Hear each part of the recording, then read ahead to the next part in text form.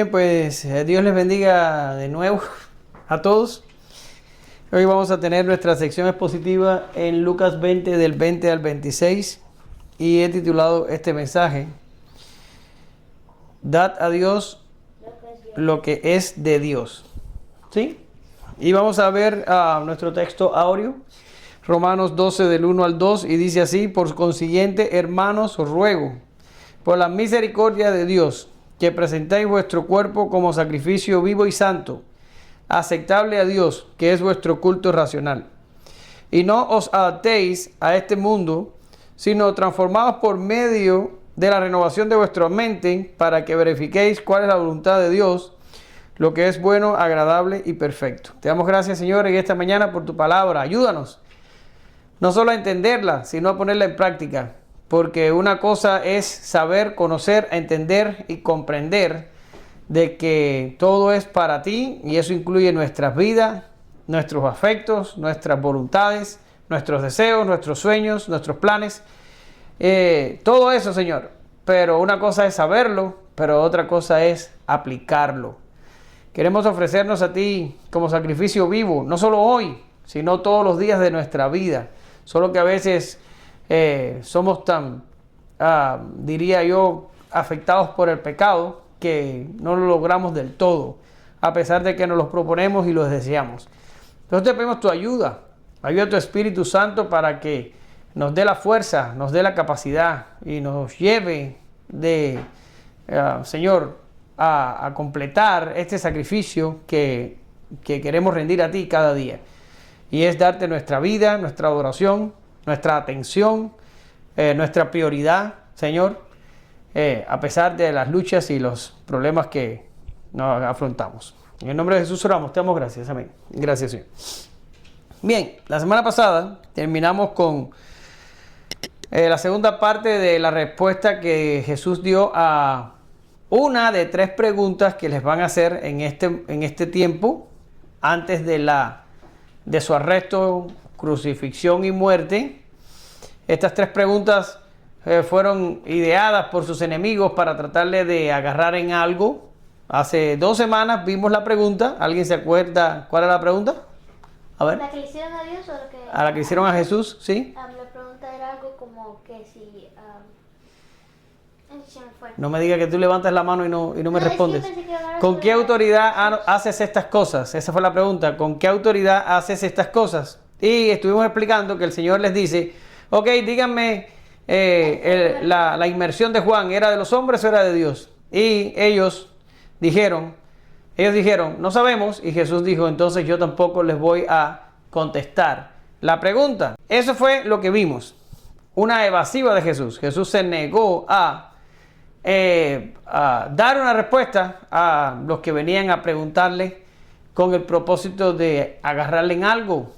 Después de esto, Jesús se dirigió a la multitud, a las personas que estaban allí reunidas para escucharle, y les enseñó una parábola. ¿Alguien se acuerda de cuál parábola fue? Eso sí fue el domingo pasado. La del heredero. No, la de básicamente el hombre y la viña. Los malos. La de los labradores malvados. Se acepta el heredero, pero la parábola de los labradores malvados. Básicamente, el señor de la viña había comprado una viña, la había plantado, la había arrendado, y cuando envió siervos por el fruto, estos maltrataron a los enviados. Después mandó al hijo. ¿Y qué le hicieron al hijo? Lo mataron. ¿Porque qué querían? La viña. Querían la heredad, querían la viña, ¿sí? Y estuvimos viendo todas estas cosas. ¿Y cuál es la enseñanza central detrás de todas estas cosas? ¿Qué hay consecuencias? Pero también de que los labradores querían matar a Jesús para quitar la viña. No están ni cerca. ¿Cuál es la enseñanza que era el título del mensaje de la semana pasada? Que Jesús es la piedra angular. Sí, Jesús es la piedra angular. Bien, hoy vamos a enfrentarnos a la segunda pregunta que le hacen a Jesús. Pero en esta ocasión la van a hacer de una forma muy peculiar. La vamos a estar valorando un poquito más adelante. La genialidad de Jesús consistió en voltear la pregunta y devolvérsela a sus seguidores, dándoles a entender que lo más importante no era la pregunta que ellos le habían hecho, sino darle a Dios lo que a Dios le correspondía. Esto era algo en lo que el pueblo de Israel había fallado, el pueblo de Israel que vivió en los tiempos de Jesús, y por causa de esto el juicio ya estaba decretado sobre la ciudad. Dicho esto, vamos a tener hoy dos encabezados. El primero se llama falsos seguidores tientan a Jesús. El segundo se llama dad a Dios lo que es de Dios. ¿Sí? ¿Puedo leer yo? No. Va a leer mamá. A ver, mamá. ¿Qué va a leer? Bueno, sí. Ahí, ahora sí. Y acechándole, enviaron espías que fingieran ser justos, para sorprenderle en alguna declaración, a fin de entregarle al poder y autoridad del gobernador. Y le preguntaron, diciendo, Maestro, sabemos que hablas y enseñas rectamente, y no te guías por las apariencias, sino que enseñas con verdad el camino de Dios. ¿No es lícito pagar impuestos al César o no? Nos es lícito. Nos es. ¿Nos es lícito pagar impuestos al César o no? ¿Ya? Bien, lo primero que encontramos en este pasaje es que primero habían hecho la pregunta los sacerdotes y los escribas. Ellos personalmente habían venido a donde estaba Jesús y le habían hecho la pregunta respecto a la autoridad.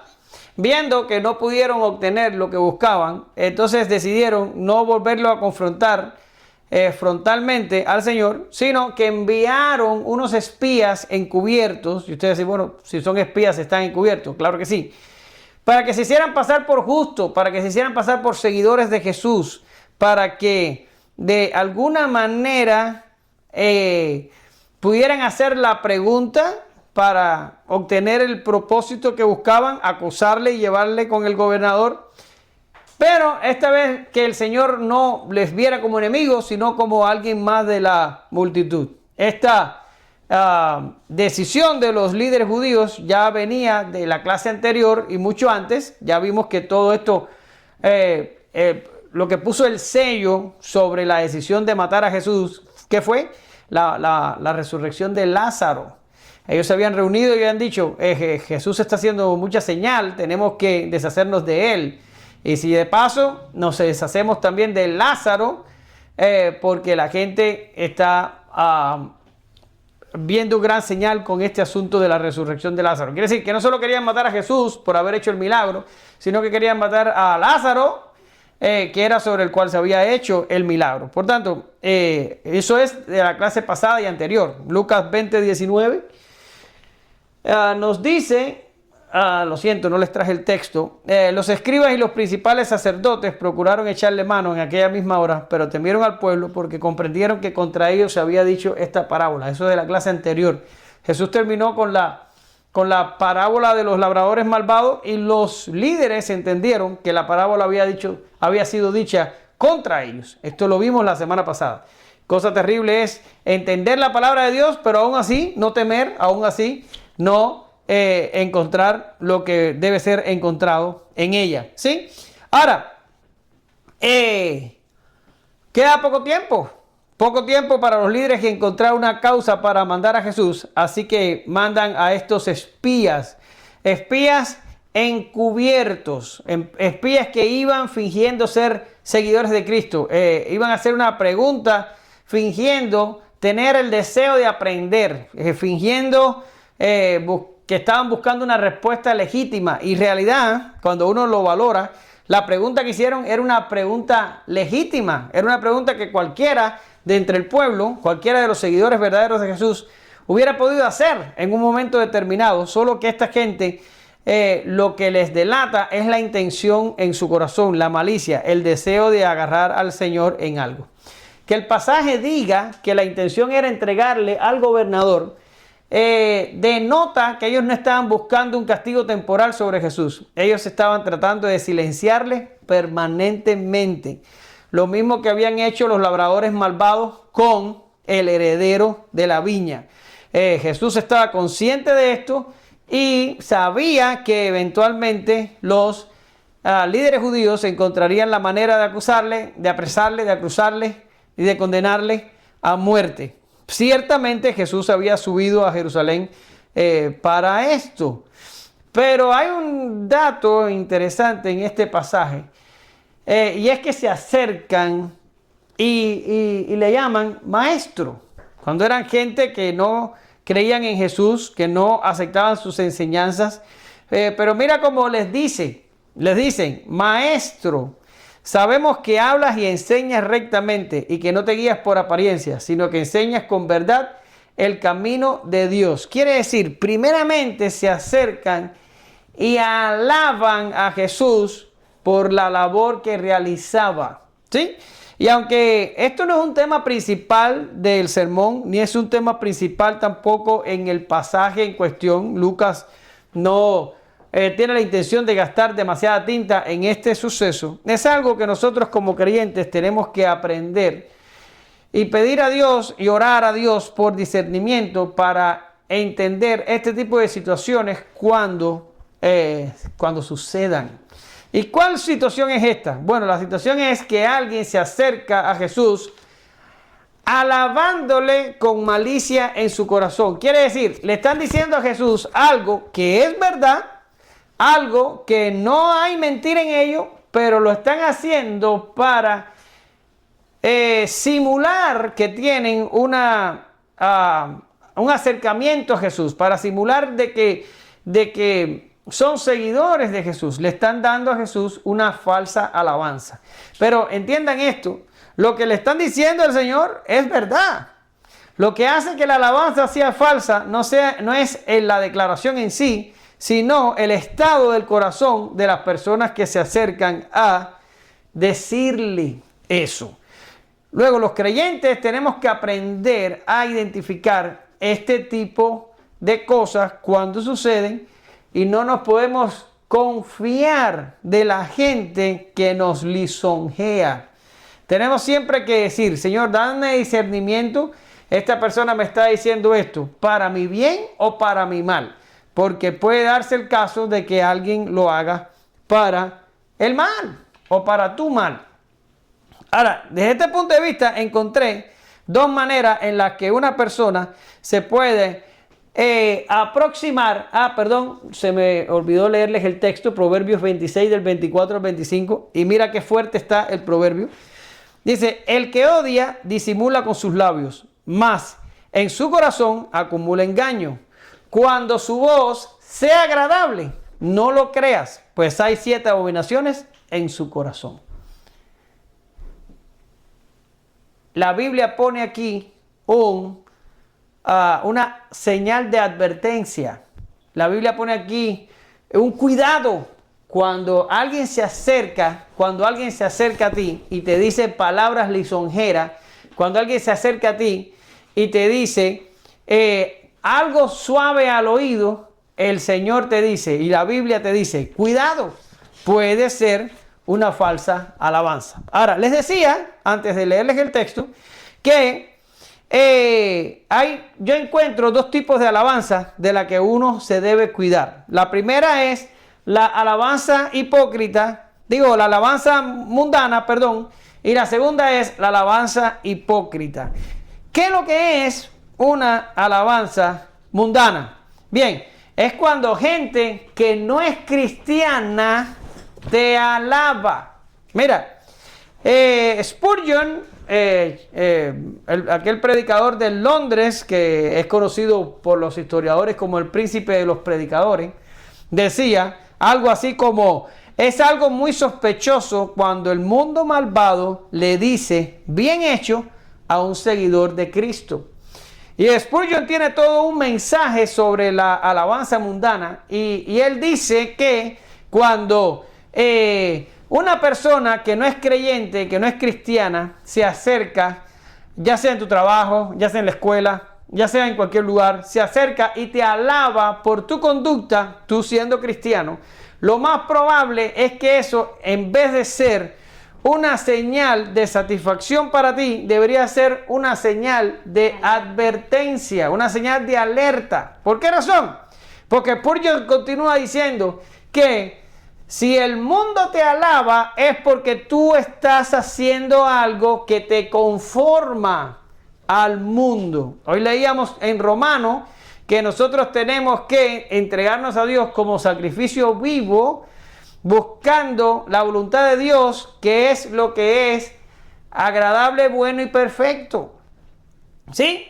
Ahora, generalmente, cuando el creyente busca la voluntad de Dios y busca lo que es agradable, bueno y perfecto, el mundo no nos alaba por eso. ¿Sabes qué es lo que hace el mundo cuando uno hace eso?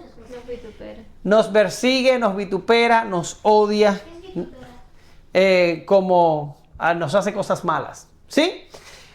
Por tanto, cuando tienes alabanza mundana, preocúpate. Cuando tienes alabanza mundana, enciende el red flag.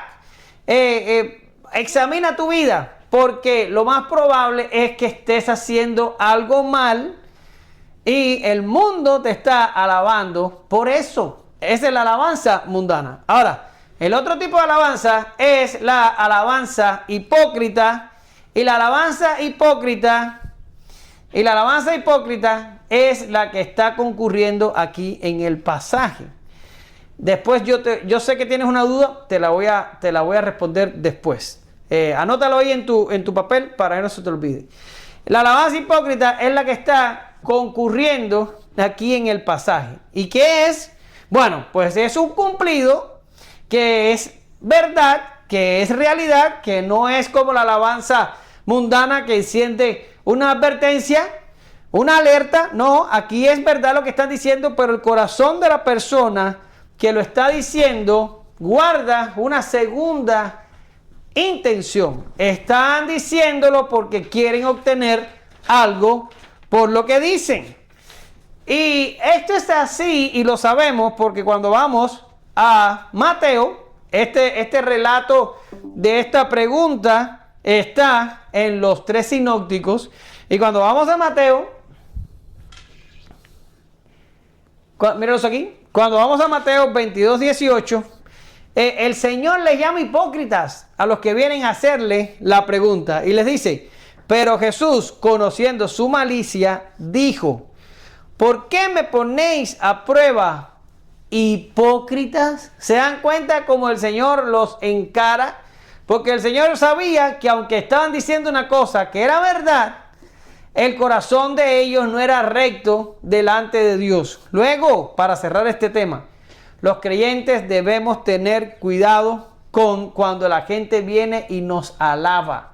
Es mejor desconfiar, en el caso de la alabanza mundana, desconfiar de nosotros mismos, y en el caso de la alabanza hipócrita, desconfiar de la gente, pero el creyente nunca se debe sentir cómodo cuando es alabado por otros. Ya deberíamos pedirle a Dios discernimiento para atravesar este tipo de situaciones con sabiduría. Ahora, la pregunta que le hacen al Señor, lo leía mamá hace un rato, es, ¿nos es lícito dar tributo a César? ¿Nos es lícito? Bien, ya les había adelantado hace 2 semanas atrás que el Señor va a ser enfrentado aquí a 3 tipos de preguntas capciosas, preguntas tramposas, preguntas que buscan hacer caer al Señor en algo. Igualmente a la primera, que era una pregunta de la cual el Señor no podía salir bien parado, esta tampoco podía salir bien parado, no importa la respuesta que diera. Por ejemplo, ¿no es lícito dar tributo a César? Si el Señor decía que si era lícito dar tributos a César, la multitud le odiaría porque todos los judíos que vivieron en el tiempo de Jesús estaban hastiados de pagar tributos a Roma. No querían pagar los tributos a Roma. ¿Ya?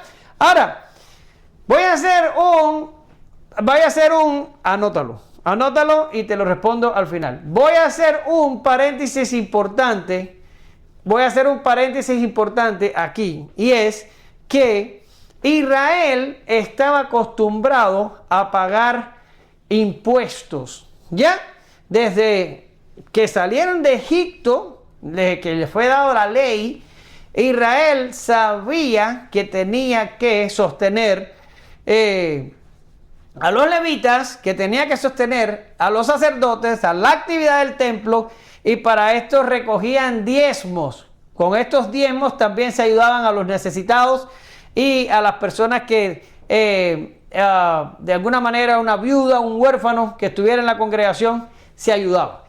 Luego, ellos estaban acostumbrados a dar este tipo de cosas y a veces pensamos que el diezmo es el 10%. Para el pueblo de Israel, el diezmo se acercaba al 33% de todo lo que daban. El pueblo de Israel era un pueblo orientado a dar este tipo de impuestos. No era que llegaron los romanos y le impusieron un gravamen y ellos se sintieron como que no podían porque nunca lo habían hecho. No, ellos estaban acostumbrados a pagar impuestos. Lo que no se lo pagaban a una nación extranjera, se lo pagaban a su propia nación y más específicamente para sostener la actividad del templo. Ahora, ellos estaban acostumbrados a hacer esto y no quiere decir que siempre fueron perfectos en este tipo de cosas. Hubo momentos en la historia de Israel donde retuvieron para sí el diezmo que le pertenecía al Señor y el Señor visitó la nación con juicio y tuvo que enviar profetas a decirle a la nación que estaban robándoles en los diezmos. Ahora, lo que sí quiero enmarcar en este inciso es que el pueblo de Israel estaba acostumbrado a dar impuestos. Ahora, ¿por qué le molestaba tanto el impuesto a Roma? Bueno, porque era una nación extranjera, porque era una nación pagana, porque era un impuesto que iba directamente al gobierno romano, que era lo que mantenía el sistema en el poder y era lo que daba a Roma lo necesario para mantener el dominio sobre todas las naciones que el Imperio Romano tenía el dominio. Estos no querían dar impuestos a Roma porque Roma los tenía cautivos. ¿Ya? No era un problema aquí no podemos hablar básicamente de que los israelitas no querían dar impuestos a Roma porque eran unos avaros que querían gastarse su dinero solamente en ellos. No podemos decir eso. Lo que podemos decir es que tenían un sentimiento nacionalista, querían una nación para ellos, no querían ser esclavos de nadie y no querían darle su dinero a un rey pagano que estaba estableciendo una dominación sobre su nación, o sea, la nación de Israel, y sobre las naciones vecinas, y que muchas veces lo que se llamó en aquellos tiempos la paz romana o la pax romana era básicamente un sistema en el que o obedeces o te crucifico y te destruyo. Y básicamente ellos entendían que darles más tributo a Roma era perpetuar al tirano o al dictador en el poder. Ahora, vámonos para la otra respuesta que el Señor hubiera podido dar. Si el Señor decía, pues, ¿sabes qué? No es lícito darles el tributo a Roma. No se lo den, no se los paguen. Bueno, ¿cómo iba a ser visto el Señor si Él no daba, si Él enseñaba al pueblo a que no dieran el tributo a Roma? ¿Cómo iba a ser visto? Perfecto. Como un revolucionario, como que estaba incitando a la rebelión y como que estaba atentando directamente contra el poder de Roma. ¿Y dónde iba a terminar el Señor si empezaba a enseñar de que no le dieran los tributos a Roma? ¿Dónde iba a terminar? Preso. Preso sería lo mejor que hubiera podido pasar. Hubiera terminado en la cruz, crucificado, como un rebelde que estaba contra el sistema establecido. Luego, esta pregunta no tenía manera de salir bien el Señor. Si decía que sí a los impuestos, se buscaba el odio del pueblo. Si decía que no a los impuestos, se buscaba el odio de Roma.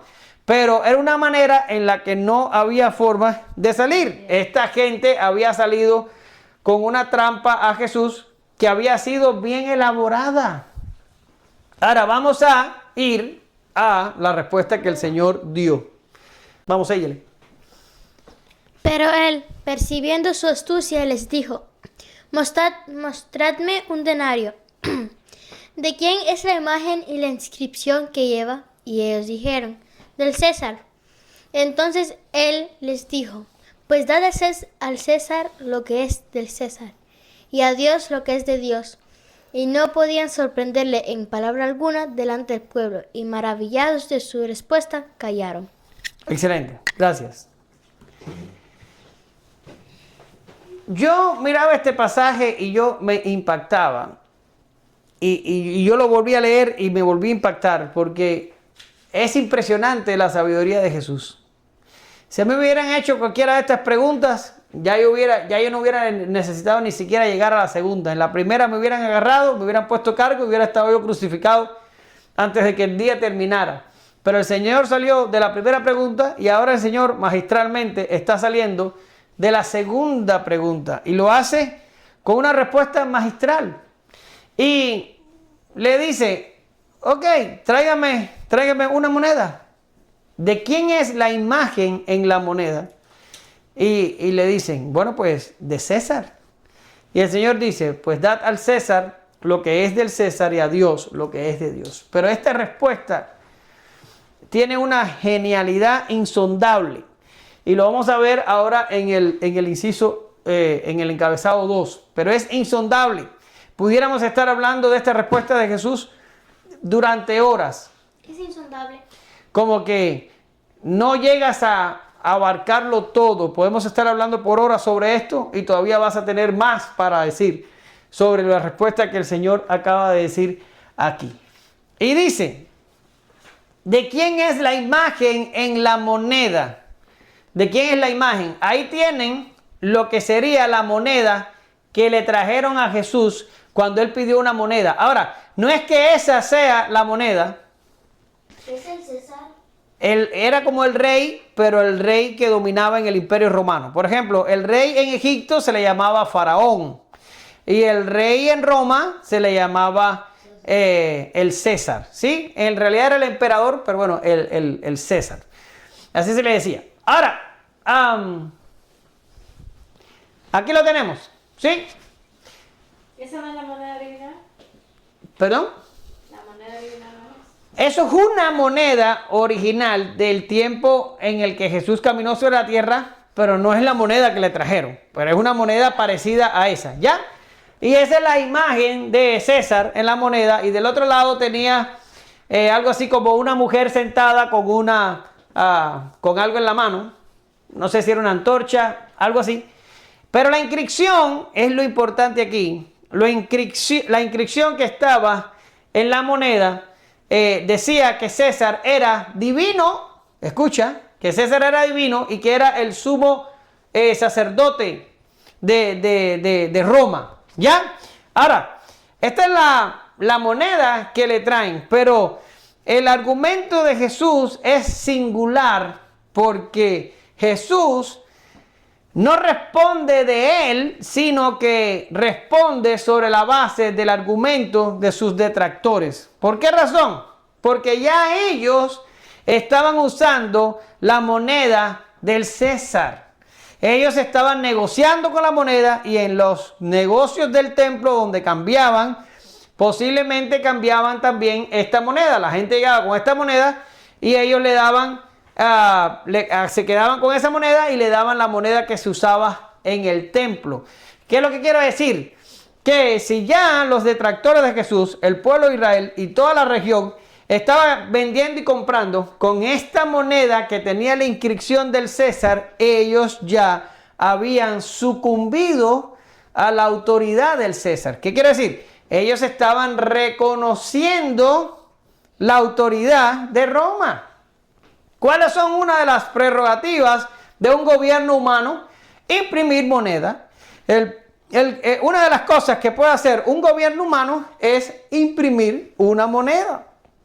Y cuando tú agarras esa moneda y la usas para el comercio y la usas para tu beneficio, tú le estás reconociendo a el gobierno que tiene cierta autoridad sobre ti. Si tú usas sus carreteras, si tú usas sus acueductos, si tú usas las cosas que el gobierno construye en favor de la ciudadanía, tú le estás dando legitimidad a ese gobierno. Y en este caso, Jesús pidió una moneda, tráeme una moneda. Y al momento vinieron y le dijeron, aquí está la moneda. Era para que le hubieran respondido, no, ¿qué moneda te vamos a traer? Ese dinero es del César, nosotros no lo usamos, ni siquiera lo tocamos. Pero resulta que rápidamente agarran una moneda y se la traen y se la enseñan al Señor. Cuando ellos hicieron eso, sus acciones de traer la moneda, están diciéndole al Señor y a todos los que allí estaban, nosotros usamos la moneda de César, nosotros reconocemos la autoridad de César. Ahora, esto es una cara, y se siente como redundante, pero no es la intención. Esto que acabo de decir es solo una cara de la moneda. Esta moneda tiene otra cara. O sea, la primera cosa que pasa cuando le traen la moneda a Jesús es la prueba inequívoca de que ya ellos habían aceptado la autoridad de César al usar la moneda. Pero la otra cosa que era, bueno, ¿dónde estaba Jesús enseñando? ¿No se acuerdan? En el templo. Estaba en el templo.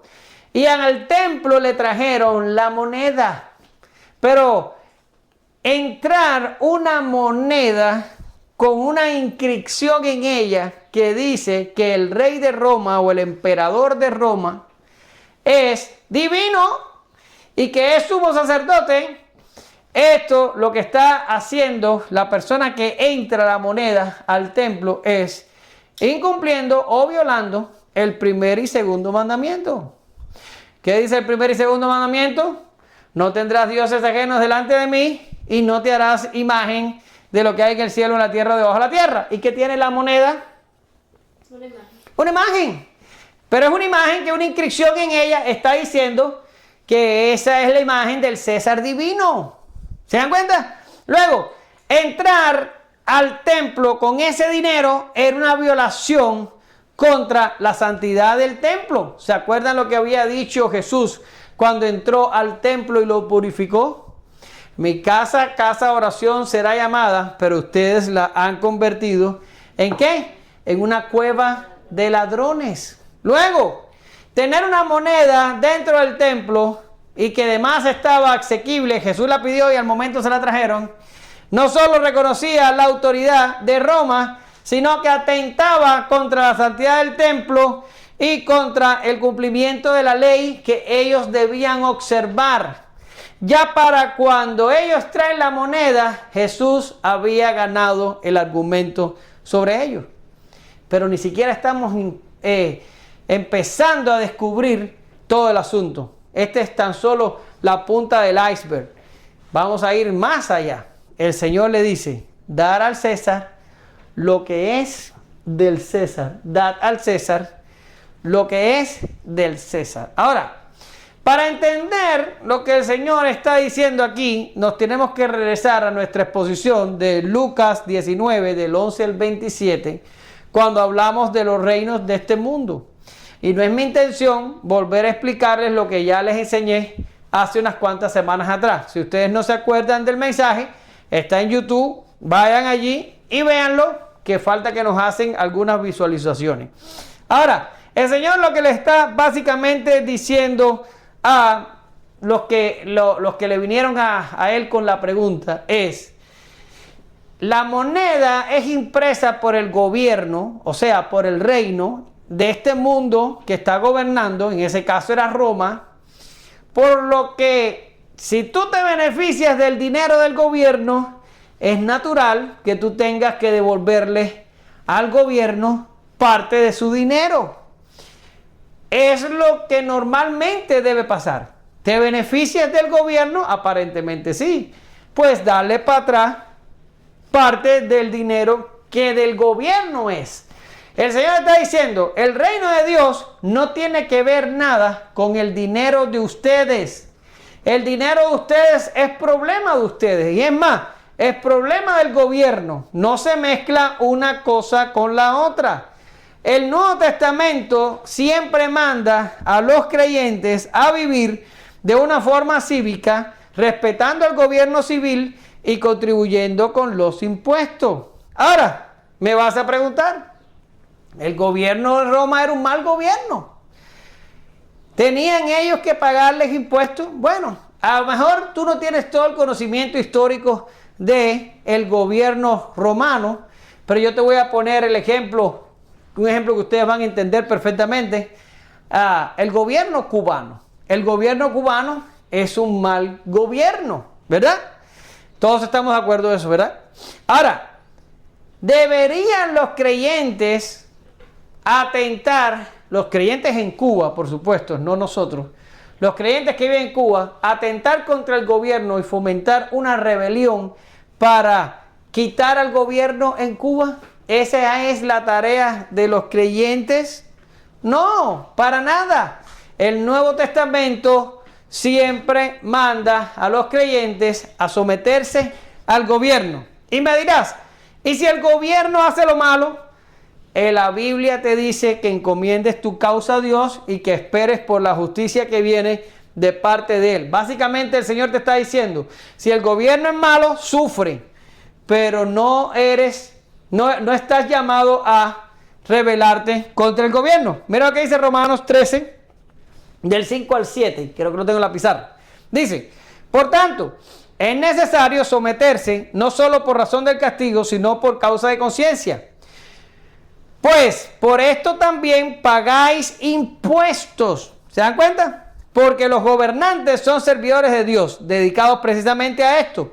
Pagad a todo lo que debáis, al que impuesto, al que tributo, al que temor, al que honor.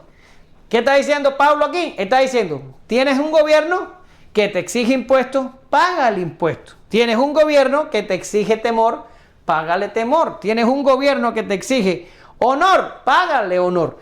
¿Qué quiere decir? No estás llamado, creyente que me escuchas, a derrocar gobiernos. Estás llamado a someterte a ellos. Y si sufres alguna injusticia, encomendar tu causa a Dios. Y Dios en su momento responderá. Ahora, esto es lo que Jesús básicamente está reconociendo cuando les dice, dad al César lo que es del César. Jesús está diciendo, el dinero tiene una inscripción del César. El dinero no tiene que ver nada con mi reino.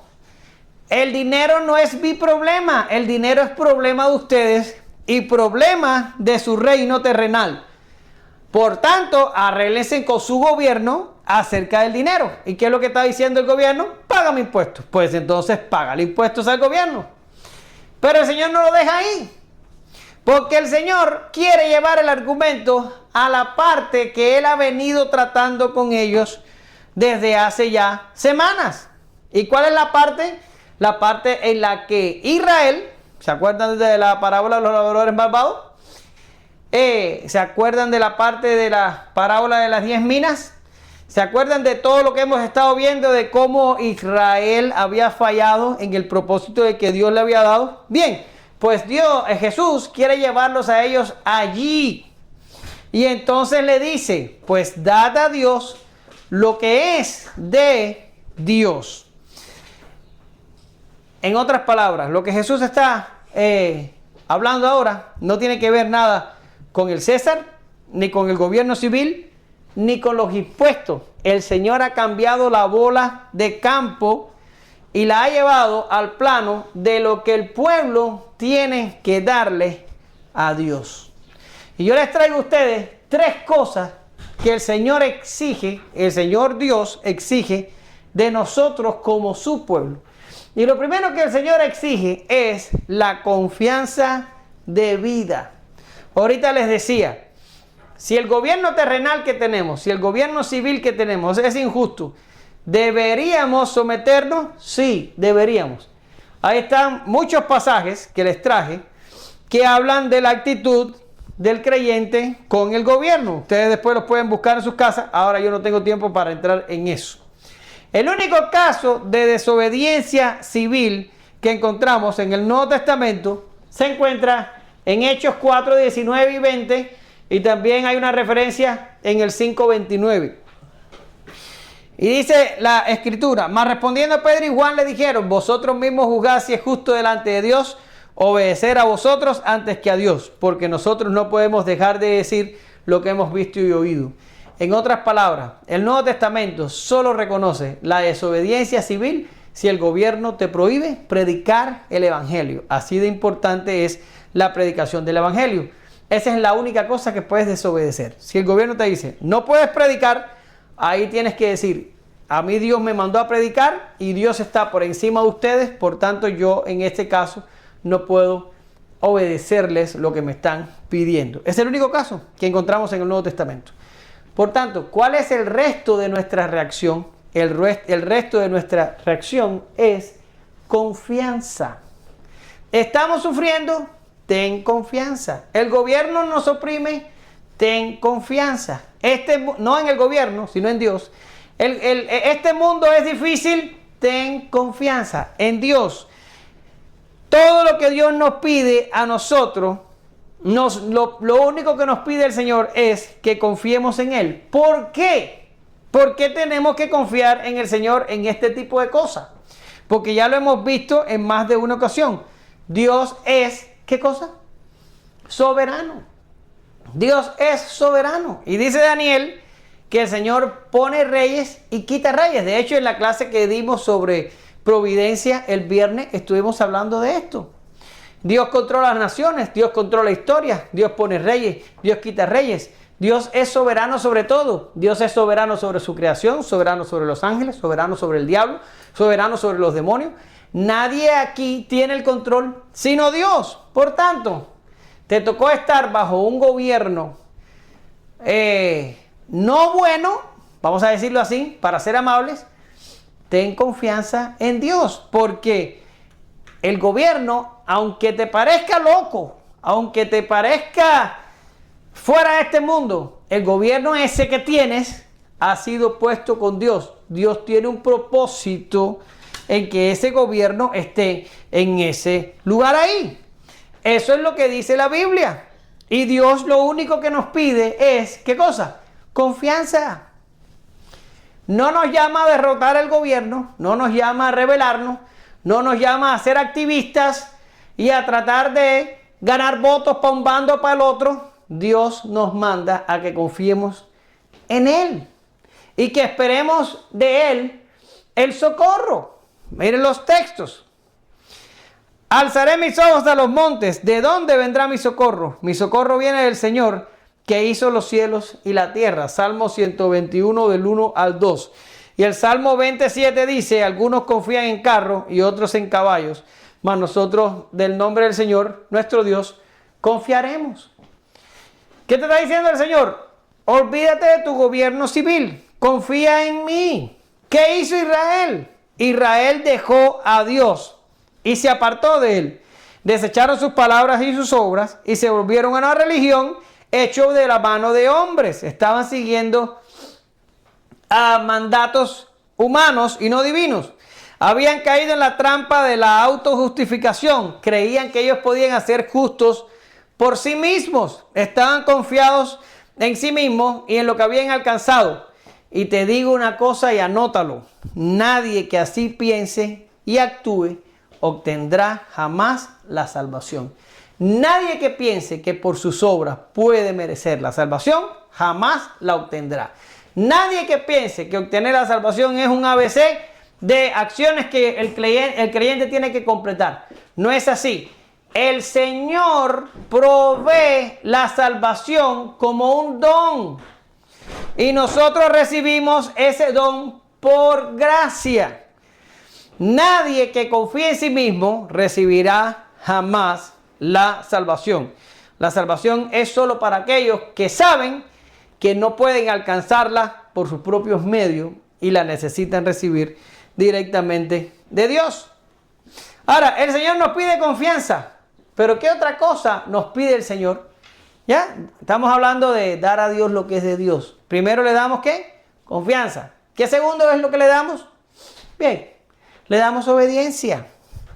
Le damos obediencia. Cuando estuvimos estudiando sobre la parábola de los labradores malvados, vimos esto, que Israel fue plantado para producir frutos. Y al no dar frutos, incurrieron en el juicio de Dios. Dios los visitó con juicio por ellos no dar el fruto debido. Dios los había plantado para que fueran sal y luz a las naciones, pero se hicieron una religión exclusiva donde solo pensaron que Dios los salvaría a ellos y no salvaría a más nadie. Debieron levantar el nombre de Dios delante de los pueblos y se tomaron a Dios para ellos. Debieron atraer a las demás naciones al camino de Jehová y lo que hacían era pararse en la puerta y no dejar que nadie entrara. La historia de Israel es la triste recidiva de la idolatría. Si no adoraban a dioses paganos, entonces adoraban las riquezas y el dinero. Y si no adoraban las riquezas y el dinero, entonces se adoraban a sí mismos. Quiere decir, su constante rebelión era una idolatría que quitaba su confianza y su vista de Dios y la ponían en cualquier otra cosa. En un dios pagano, en las riquezas, en sí mismos. Así estaban los fariseos, confiados en que ellos por sus propios medios los habían adorado y los habían logrado, perdón. Lo cierto era que Israel, desde que salió de Egipto, era una subida y bajada continua, Lo hacían mal, Dios los visitaba con juicio, rectificaban, volvían a hacerlo mal, Dios los visitaba con juicio, rectificaban. Había habido una cautividad de 70 años y aprendieron por un tiempo, volvieron a desobedecer, lo volvieron a visitar con juicio. Después vino Cristo y terminaron crucificando a Cristo. Es un pueblo que, lo mismo que subía, que bajaba en este asunto de la obediencia. Sin embargo, Dios pide de nosotros no solo confianza, sino Dios pide absoluta obediencia. En la próxima clase del Catecismo Bautista que vamos a tener el viernes, vamos a hablar de que Dios le pidió a Adán y a Eva en el huerto del Edén obediencia. Fue lo que le pidió. Ellos no tenían que preocuparse de los reinos de este mundo, ni debían buscar por sí mismos su liberación. Tan solo tenían que dar a Dios lo que era de Dios. Mira lo que dice el texto. Este mandamiento que yo te ordeno hoy no es difícil para ti, ni está fuera de tu alcance. No está en el cielo para que diga quién subirá por nosotros para traerlo y hacérnoslos oír a fin de que lo guardemos, ni está allá, más allá del mar, para que diga quién cruzará el mar por nosotros para traerlo y hacérnoslos oír a fin de que lo guardemos. Pues cerca de ti está la palabra en tu boca y en tu corazón. ¿Para qué? Para que la guardes. El Señor te está diciendo, ¿qué es lo que me tienes que dar? Obediencia. Obediencia. No te tienes que preocupar por nada más. Así como los reyes estampan su imagen en la moneda que usan los pueblos para el comercio, Dios ha estampado su imagen en nosotros. Lo estudiábamos el otro día en el Catecismo Bautista. Somos hechos a imagen y semejanza de Dios. Pero más aún, nosotros que hemos sido escogidos para la salvación, el propósito de Dios es que nosotros seamos conformados a la imagen de su Hijo. Él quiere que los creyentes, nosotros, nos parezcamos a Jesús. Hoy ella le decía, haznos más como tú. Eso debería ser un clamor en nuestras vidas. Deberíamos decir a cada momento, Señor, hazme más como tu Hijo. Hazme más como tu Hijo, porque a eso fuimos predestinados, a ser hechos a la imagen de Jesús. Porque Dios ha implantado en nosotros su imagen. Por tanto, te pregunto, en tu vida, ¿quién te gobierna? No puede ser el mundo, no puede ser el diablo, ni el hombre, pero tampoco puede ser tú. Dios no te da esa posibilidad. Tienes que dar a Dios lo que Dios te pide, y lo que Él te pide es el 100% de tu vida. ¿Y qué es lo que significa el 100% de tu vida? Todos tus afectos, todas tus voliciones, todos tus pensamientos. Si Él no gobierna tu vida, no eres de Él. ¿Sí? Dar a Dios lo que es de Dios. ¿Y qué es lo que es de Dios? Todo. Pablo en Romanos 12, lo leímos al principio. Tenemos que entregar nuestra vida, ¿en qué? En sacrificio vivo. ¿Qué era hacer un sacrificio? Era coger un animalito, matarlo en un altar y ofrecerlo a Dios. Por tanto, cuando Pablo te está diciendo, dar a Dios un sacrificio vivo, fíjate que está diciendo sacrificio vivo, no sacrificio muerto. No te está diciendo, mátate para Dios, no.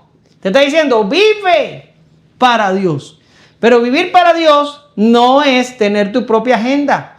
Vivir para Dios no es tener tu propio plan debajo del brazo. Vivir para Dios no es decir, Señor, aquí están mis planes, mis proyectos, mis propósitos, bendícelos y ayúdame a alcanzarlos todos. No es eso. Vivir para Dios es dejar que sea Él el que gobierne tu vida y obedecerle en todo. Eso es lo segundo que Dios exige de nosotros. Eso es en lo segundo que Israel había fallado. No le obedecían. Lo último,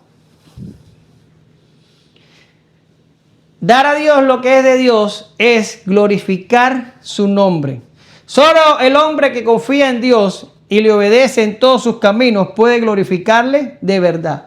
Lo demás es religión falsa y autoengaño. Es apariencia de piedad, pero no es religión verdadera. Esta es la cuestión. ¿Estaba Israel glorificando a Dios cuando Jesús caminó entre ellos? Para nada. No se ocupaban del pobre ni del necesitado. Lo hemos visto una y otra vez en este Evangelio de Lucas. Impedían a los hombres entrar en el reino y ellos tampoco entraban. Habían convertido el templo de Dios en una cueva de ladrones. Habían llamado a Jesús de todas las maneras menos Señor. Y en este momento estaban tratando de encontrar una forma para acusarle falsamente y matarle. ¿Por qué? Porque Jesús amenazaba todo lo que ellos querían mantener a todo coste. Israel no dio a Dios lo que era de Dios. No dieron fruto. Mataron a todos los enviados y al Hijo incluido. Y Dios les quitó la viña y se lo entregó a otros que dieran el fruto debido. Ojo, no estoy diciendo que Dios quitó a Israel y puso a los gentiles. No estoy hablando de una sustitución aquí, la teoría del reemplazo, ni nada por el estilo. No, Pablo lo explica y yo lo he explicado hasta el cansancio. ¿Sí?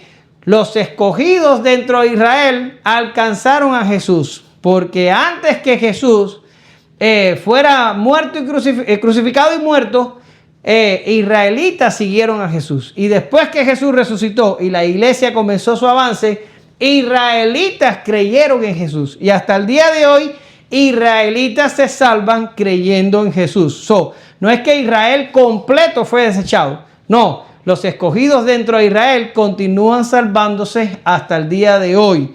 Así también los escogidos de entre los gentiles, por la gracia de Dios, continúan salvándose y formando entre los dos pueblos un solo Israel espiritual. Ya, pero el Israel étnico, el Israel que vivió en los tiempos de Jesús, este Israel perdió el reino y este Israel fue visitado con juicio en el año 70 por causa de no haberle dado a Dios lo que era de Dios. Pero nosotros los creyentes entendemos que Dios nos pide, no. Dios nos exige lo que a Él le corresponde por ser el Dios y ser nosotros sus hijos. Mira lo que dice Pablo. 1 Corintios 6 del 19 al 20. ¿O no sabéis que vuestro cuerpo es templo del Espíritu Santo que está en vosotros, el cual tenéis de Dios y que no sois vuestros? Pues por precio habéis sido comprados. Por tanto, ¿qué dice ahí? Glorificad a Dios en vuestro cuerpo, en vuestro espíritu, los cuales son de Dios.